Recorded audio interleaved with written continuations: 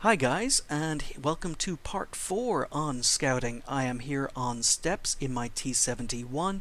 We are in a tier 10 game with just 2 tier 10s on the enemy team, a lot of tier 9s, and everyone else is tier 8. I am bottom of the pile as per usual, and the enemy team also have a T71. There are no RT in the game, so I'm not going to be doing any RT hunting in this particular match. At the start of the game, my priority is to spot for my teammates. Steps can be quite a challenging map for scouts, mainly because there's so little cover. There are so few really good passive scouting spots. It's really more suited to active scouting, but even then, because it's so open, active scouting can be difficult. I have a future scouting video planned called Counter Scouting. I'm going to be doing a little bit of counter scouting in this game, but it's not the focus of the video. The focus of the video is something else. So I will get to that when it happens. So we're just going to play and get it up to normal speed. Let's get this show on the road. And I am going to start, as per usual, working the 8-9 lines.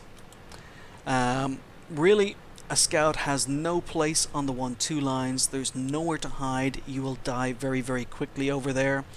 The river up through the middle of the map, the dry riverbed, is a possibility, but there are no RT. There's no RT in play, so I'm not going to be using the riverbed.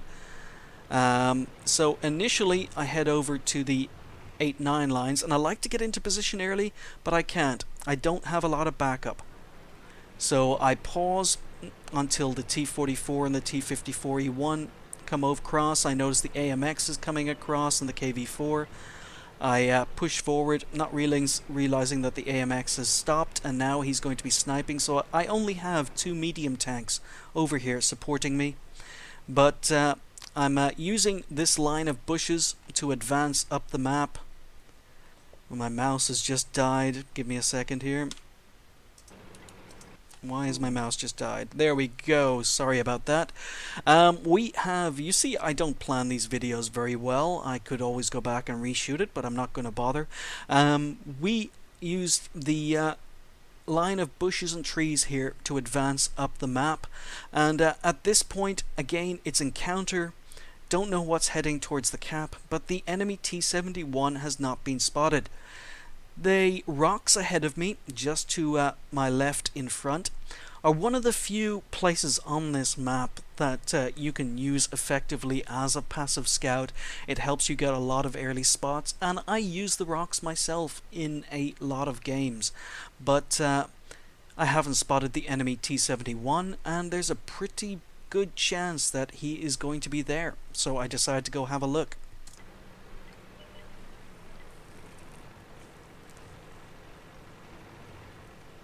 And there we go. So he's not going to be doing any passive scouting. He's not going to be spotting for his teammates. So what I do here is I move in to the rocks. I park my butt against these rocks because the enemy like to camp over here. You'll see a German TD on the enemy team appear over here later in the game. They can get shots at you. So what you need to do is you need to park your butt in and angle slightly so that even they can still hit me, but I do have a slight chance of side scraping shots from this direction on the ridgeline. So I just want to keep this T71 lit so that he can't pop out and spot my teammates, and hopefully my teammates are going to be able to do something about him. Otherwise it's a Mexican standoff between the two of us. So I can't spot his teammates, he can't spot mine. It is definitely a standoff. But the Object 704 that's advancing up the 3 line now, he turns out to be a bit of a hero. I didn't thank him because I didn't realize how much of a job he did, but yep, T71 poked. Took a shot from the T54E1. The Object 704 on the 3 line has just taken him out. So now I can start spotting the enemy. And oh no, run away.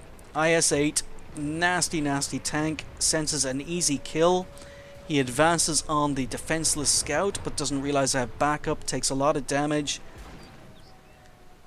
So again, I advance to try and stay away from him, and I advance too much. But at least it didn't explode. So that Object 704 who took out the scout earlier has now taken out the IS-8.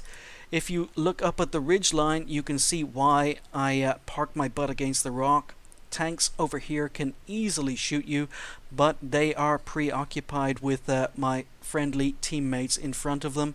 I did pull out too much. I took a shot, and now I've got a choice. Do I save my ammo rack or do I repair it? I'm kind of deciding which I'm going to do. Enemy are capping, but it's not increasing too much. There can't be too many enemy tanks in the cap. And I decide to repair my ammo rack. So I wonder what else is out here. Take a quick peek. And we spotted Tiger 2 moving across. He's hasn't spotted me yet. So we put a couple of shots in. Pull back behind the rock. Cap is slowly increasing. Now the cap is increasing quickly. There is more than one tank in cap. Tiger 2 is still interested in me. Cap is still increasing. I'm trying to get the Tiger 2 to shoot, but he's not falling for it. He takes a shot. I resume. Miss a shot. Put another one in. And I've got one shell left, but the cap is on 68.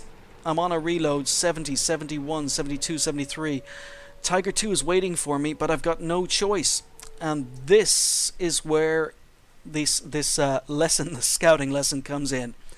There are very few tanks left close enough to the cap to stop it. And I'm one of the fastest. I am the fastest tank on the team. I also happen to have an autoloader, so I can quickly deal out damage, and I'm going to have to take the risk here. I bite the bullet.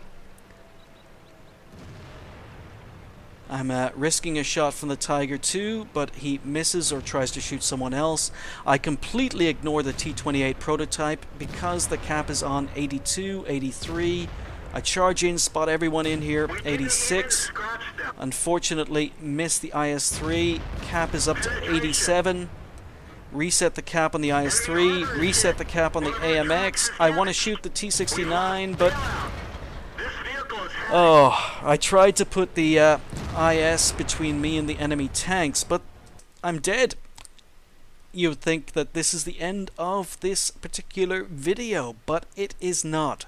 So first of all, I took the risk. I knew I was going to sacrifice my life. I needed to buy my team time to get into the cap. I reset it by about 40 and got it back down to 61 where it is at the moment. But I am not done yet. I have shot the IS, I have shot the AMX, the T69. I don't believe he has much cap. So I type and I tell my team, come on, anytime now. There we go. The 121 has the cap. 121 has the cap. My team go affirmative. Up to 73, 74, and there we go. The T34 puts a shot into the 121. Cap has been completely reset now. Now our team have time to advance, have time to stop the cap, and we're just going to play at a double speed and watch the massacre that ensues. Nice round by the IS-8. AMX is dead. And then 121 decides to run for it, but there we go. We finished that entire game with only 2 tanks lost on our side, and one of them was a sacrifice on my part. So how did we finish up? Well, it wasn't a fantastic performance. It was a decent performance. We finished 3rd, even though we didn't do particularly well. We didn't get any kills. We only did close to 1200 damage, which is okay, but the T71 is capable of a heck of a lot more. Even though we got pinned down behind the rock, we managed to do 1500, almost 1600 damage upon detecting, which was really nice, and kudos to that Object 704 who was responsible for most of that assistance damage. But this is the key part here. 41 base defense points. The cap was approaching 90. There was a very good chance we weren't going to reset. When you're in a scout, you've got to remember you are usually going to be the fastest and most mobile tank on your team. It's not just about spotting. It's not about counter scouting. It is about knowing when to do what's best for your team. I started off by counter scouting, I moved into spotting, then I moved into damage dealing, but the main reason for the video is towards the end the enemy team were capping, they were very close to winning the game. I was probably one of the few tanks that was in a position to stop that happening, so I did. I used the speed of my tank, I used the maneuverability, I used the autoloader on the T71 to its best effect in order to stop the cap or slow the cap long enough for the rest of my teammates to get there. So I chose my moment and I did what I had to do. The other point of the video is even when you are dead, don't forget you can still communicate to your team. If you still have information you can share with your team, do. I shared that the 121 was the tank that had the cap. Team acknowledged it. Team killed him. Cap was reset. Team won. And that is pretty much it. I hope you enjoyed it, and I'll catch you next time.